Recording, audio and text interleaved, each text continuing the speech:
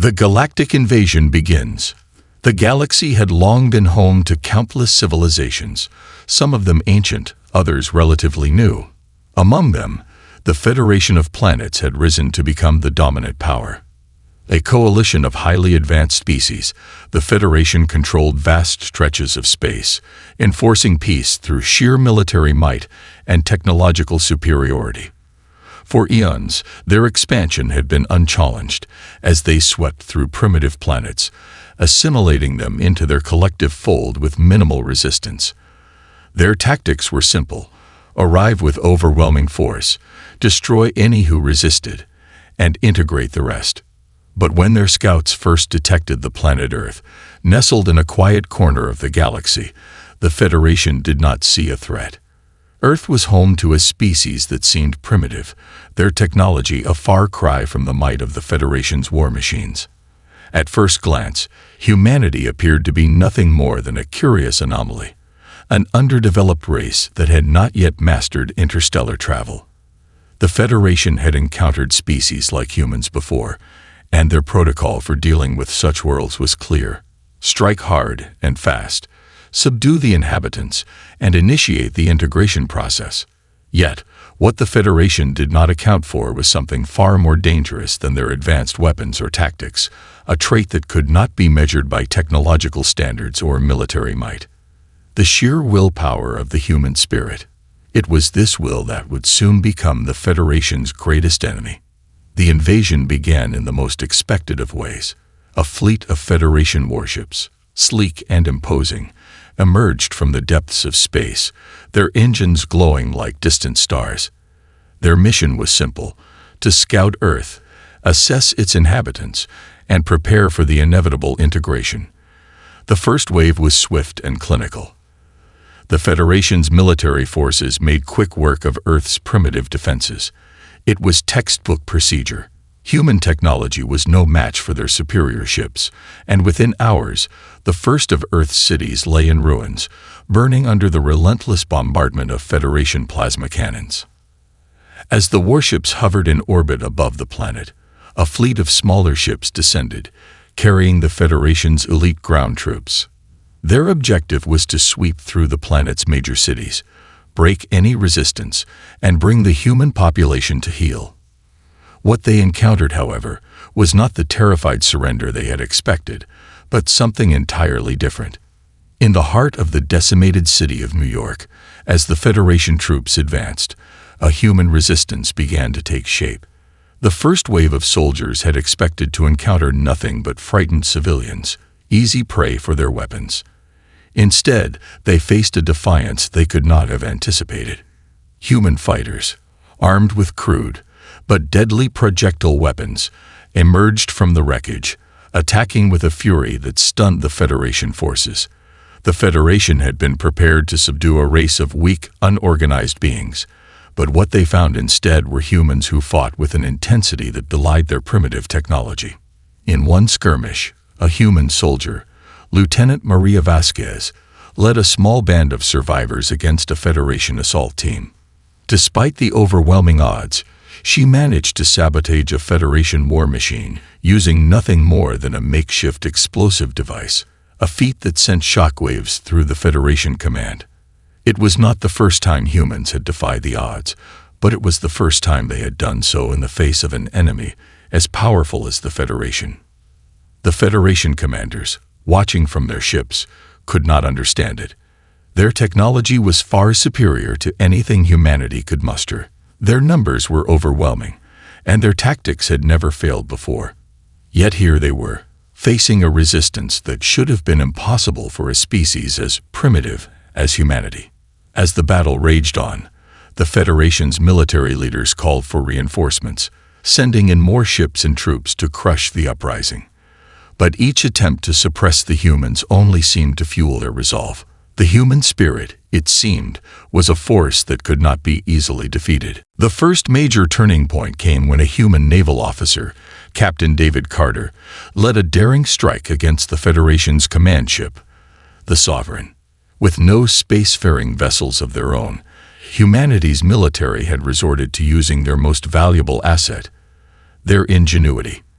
In a bold move that defied every military strategy in the Federation's archives, Captain Carter and his crew managed to board the Sovereign, not with the advanced weaponry of the Federation, but with the use of captured Federation technology, turned against its creators. It was a last-ditch effort, a desperate move, but it worked. The Sovereign was severely damaged, and the Federation fleet was thrown into disarray. What followed was the first of many human-led victories that would go down in history as one of the most improbable military triumphs the galaxy had ever seen. The Federation commanders were stunned. Their strategic plans, built on millennia of experience, had been rendered useless by the actions of a species they had underestimated. What they had not accounted for was the raw, unyielding determination of humanity, a species that, though technologically inferior, had a unique capacity for resilience and adaptation. The Federation had always believed that military strength was the ultimate determinant of victory, but humanity had shown them something entirely different: the power of the human will. As the Federation scrambled to regroup and launch a more aggressive assault, they found themselves facing a new kind of enemy. This was not a species that would fold under pressure. This was not a civilization that would fall into line just because they were told to. No, humanity had something that no amount of superior technology could overcome: a spirit that refused to be broken.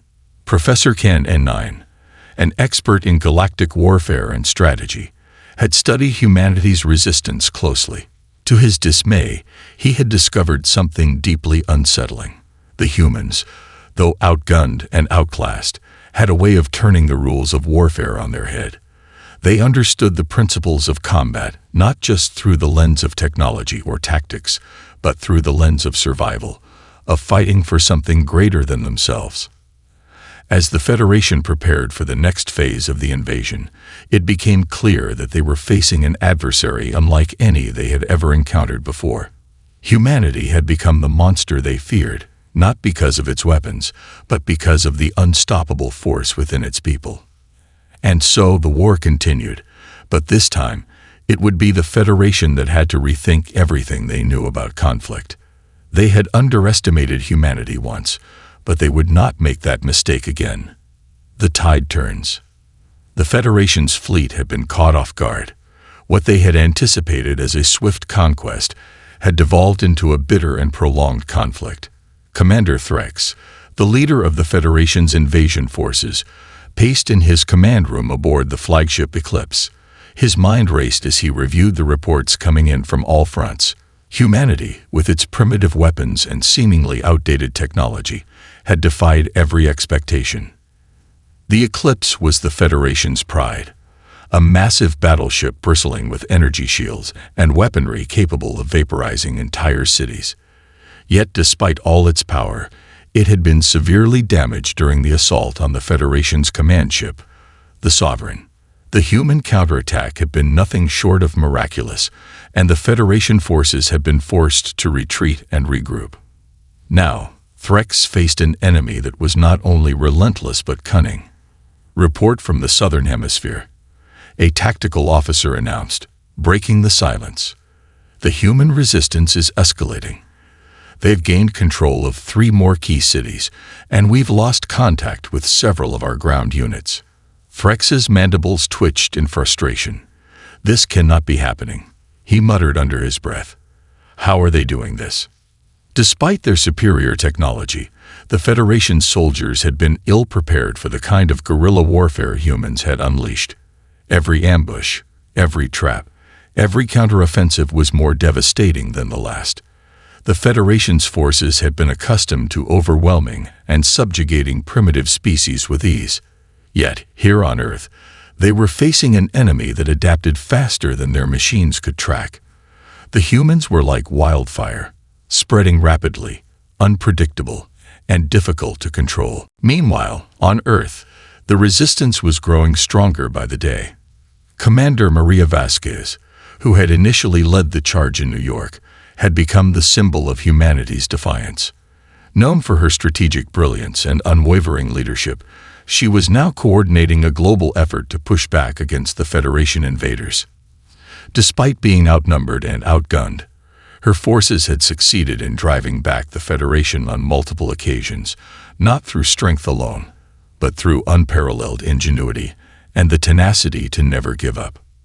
Maria stood in the heart of a war room, now converted from a former government building. A large holographic display projected a map of Earth, with red indicators marking the locations of Federation strongholds. The map flickered with updates as new intelligence poured in from the field. Her eyes were hard, focused. The war was far from over, but humanity had proven that it would not be easily defeated. "We've received a transmission from Captain Carter," one of her officers said, breaking the silence. They found another weak point in the Federation's orbital defense system. They believe they can sabotage their comm relay. If we disrupt their communications, it could buy us some much-needed time. Maria nodded, her mind already calculating the risks. "Get the coordinates. I'll prepare the next strike team." As she turned to leave, another officer stepped forward, hesitating. "Commander, are we sure about this? Our forces are stretched thin as it is. The Federation's retaliations are growing fiercer with every engagement." Maria paused, her back still turned. "We don't have the luxury of playing it safe anymore. If we don't act now, we risk losing everything." The stakes were higher than ever. In the early days of the conflict, humanity had fought mostly defensively, trying to protect what they could. But as the war dragged on, it became clear that victory would not come from simply holding out. Humanity had to go on the offensive. Every human soldier, every resistance fighter, knew that the Federation was not just a conqueror, they were a predator. And predators had to be hunted down, or they would continue to hunt. A plan of resistance. In the midst of this chaotic war, a group of human scientists, engineers, and former military strategists had been working tirelessly to develop countermeasures. They had discovered, with surprising accuracy, that the Federation's reliance on superior technology was both their strength and their weakness. Their highly advanced weapon systems were often too rigid in their design, predictable, and vulnerable to unconventional tactics. One such scientist, Dr. Elara Morgan, a former Federation researcher who had defected to the human cause, had spent weeks studying the Federation's energy shields. These shields were the most formidable part of the Federation's weaponry, allowing them to absorb direct hits from almost any weapon and continue fighting. But Dr. Morgan had discovered something. The shields, while incredibly advanced, had a fundamental flaw. They relied on a precise frequency to function, and if that frequency was disrupted, the shields would fail. It was a small gap in their design, but enough to turn the tide. "Commander Vasquez," Dr. Morgan said, her voice crackling through the comms, "I have the solution to the Federation's shield problem. We can disable their defenses, but we'll need to get close. Very close." Maria's brow furrowed. "What are we talking about here, Elara? How close?" "Close enough to make a direct hit," Dr. Morgan replied. "I'm talking about getting inside their defense perimeter, maybe even boarding one of their ships. If we can release a frequency jammer from within their ship's core systems, we can render their shields useless." Maria was silent for a moment, weighing the risks. A direct assault on a Federation ship was a suicide mission by any definition. Yet the odds were already stacked against humanity. A suicide mission might be the only way forward. "Do it," she said finally. "I'll send a team in." Dr. Morgan's voice crackled with determination. "You won't regret this, Commander. This is our chance to hit them where it hurts." Maria turned back to the war room, her mind focused on the new mission. Humanity had already proven its ability to surprise the Federation. Now, it was time to show them just how far they were willing to go. The Federation, in its arrogance, had underestimated humanity's resilience. They had assumed that because Earth was a primitive world, the humans would surrender at the first sign of resistance. But humans had something that the Federation could not understand: an unbreakable will, a drive to survive, not just as individuals, but as a species. When pushed into a corner, humanity did not cower. It fought back, harder and smarter. Every victory that the humans gained, no matter how small, was a symbol of defiance against the Federation's might. Every fallen soldier was a martyr in the fight for survival. And though the Federation continued to bring their overwhelming forces to bear, the humans grew more resourceful, more cunning, and more united. In the deepest corners of the war-ravaged Earth, a new belief was taking root. Victory was no longer a matter of who had the strongest weapons or the largest fleet. It was a matter of who had the will to fight. The Federation had come to Earth thinking they were the hunters, but they had underestimated their prey. Humanity had shown them that sometimes the most dangerous predator is not the one with the sharpest claws or the most advanced technology, but the one who refuses to give up. And so, with each passing day, humanity's resistance grew. The Federation's calculations began to fall apart, and as they scrambled to adapt, humanity's resolve only solidified. They had become something the Federation feared, an unpredictable, relentless force that would stop at nothing to defend their world. Maria Vasquez, Captain David Carter, and Dr. Elara Morgan were just a few of the faces of humanity's resistance, but they represented something much larger, the unyielding spirit of humanity. And as long as that spirit burned, the Federation would never break them. The war had only just begun. The Federation had been relentless in its pursuit of humanity, yet with every strike, every calculated move, the humans had grown more unified and more dangerous. The war that had initially seemed like a one-sided conflict now appeared to be a battle of attrition. The Federation's vast technological superiority had been outmatched by the resilience and sheer willpower of humanity. What began as a simple invasion had become a protracted, bloody conflict that had stretched the Federation's military resources to their limits. Commander Threx, the Federation's military leader, stared out of the observation window aboard the Eclipse. Below, Earth's ocean swirled with the fury of planetary defenses, and smoke rose from countless battlefields. The human resistance had proved unexpectedly formidable, and the Federation's dominance was now in question. The last few weeks had seen a steady stream of defeats and costly victories that had shaken the Federation's confidence. But it wasn't just the humans who were fighting back. There was something deeper at play. Humanity, despite its inferior technology and smaller numbers, had an innate ability to adapt to their circumstances. They had been pushed into a corner, but rather than succumb, they had developed a new strategy, an unconventional one. The Federation's military doctrine had always assumed that sheer force and overwhelming firepower were the keys to victory. The humans had proven that force alone would never guarantee success. They used everything to their advantage. Their ingenuity, their creativity, and most importantly, their unity in the face of adversity. "Sir, we're receiving a communication from the front," the tactical officer said, breaking Threx's deep thoughts. "It's from one of our strike teams that's been pinned down by the human insurgents in the northern region. They're requesting immediate extraction." Threx clenched his fist. He had long grown weary of the Federation's reliance on its superiority complex. "Extract them immediately," he ordered, his voice hard. "But we can't keep pulling back every time they push us. We need a decisive blow." As the communication line clicked off, Threx turned back toward his officers.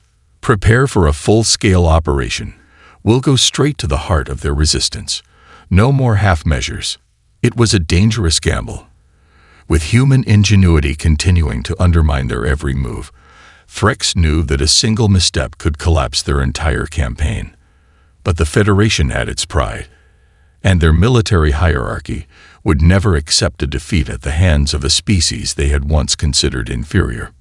Meanwhile, deep beneath the surface of Earth's oceans, a different kind of battle was brewing. Humanity's most daring military strategists, led by the brilliant Captain David Carter, had been formulating their own plan to deal the Federation a crushing blow. Carter had already led several successful assaults on Federation command ships, but now the stakes were higher than ever. The Federation's next move could very well determine the future of humanity. "I've been thinking," Carter said, addressing a small group of officers in a covert submarine base hidden deep in the Pacific. The Federation thinks they can crush us with their firepower, but they're failing to account for one thing. We know our planet better than they ever will. Our geography, our ecosystems, our systems. We can use that to our advantage. One of the officers, a former Federation engineer turned human ally, raised an eyebrow. "And what exactly do you have in mind, Carter?" Captain Carter leaned over the map, tapping on various points along Earth's continents. "We're going to hit them where it hurts most, right in the heart of their supply chain. The Federation depends on massive supply lines to fuel their war effort, but those lines are vulnerable. I've been analyzing their routing systems, and I've found weak points. If we can disrupt their key supply hubs, it'll send their entire war machine into chaos." The officers exchanged glances. The plan was audacious, but it was their only hope. If they could sever the Federation's supply lines, it would buy humanity valuable time to regroup and fortify their positions. Carter's strategy was unorthodox, but given the circumstances, it was the only viable option left. "We'll need to get in and out fast," Carter continued. "Once we strike, the Federation will retaliate. We won't have much time before they come after us." As the officers nodded in agreement, Carter's mind raced with the enormity of what lay ahead. The mission would be dangerous, perhaps even suicidal, but they had no other choice.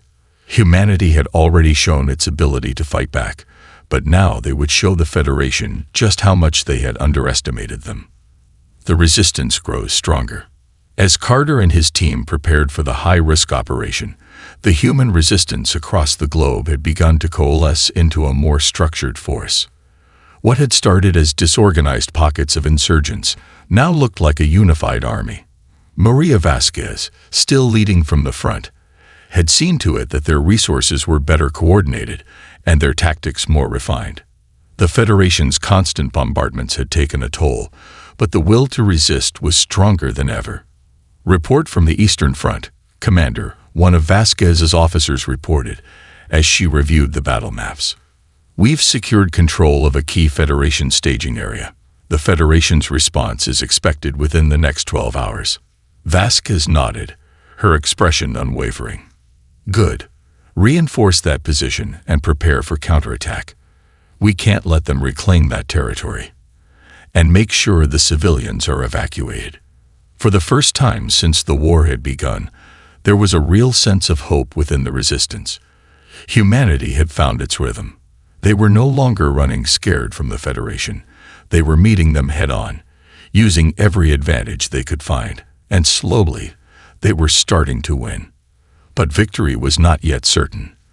The Federation's resources were vast, and their resolve was equally unyielding. And even as the human resistance grew in strength, they knew that the Federation would not let them go without one final decisive battle.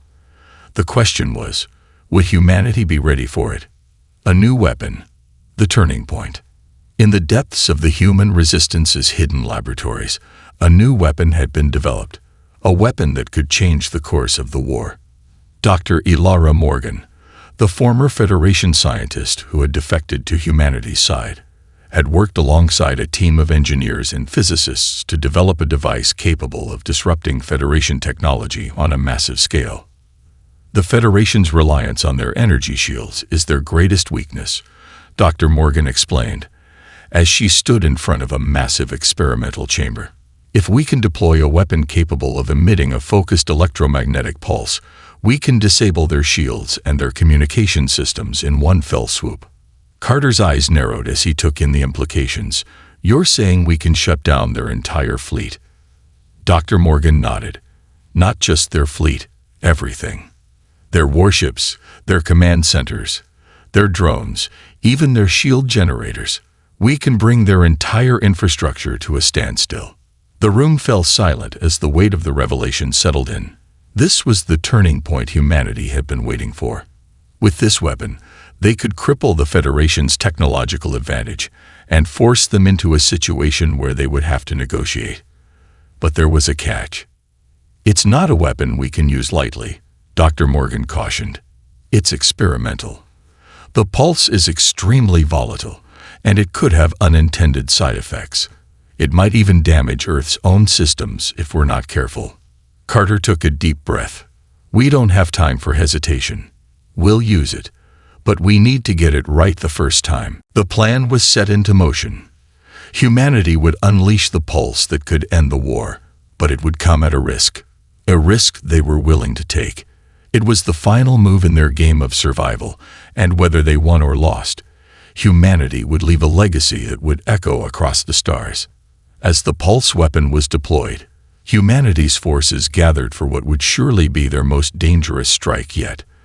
The Federation had never faced an enemy like this, one who could not only withstand their attacks, but turn them against their own might. In the heart of the beast, humanity would make its stand, and when the dust settled, the galaxy would never be the same again.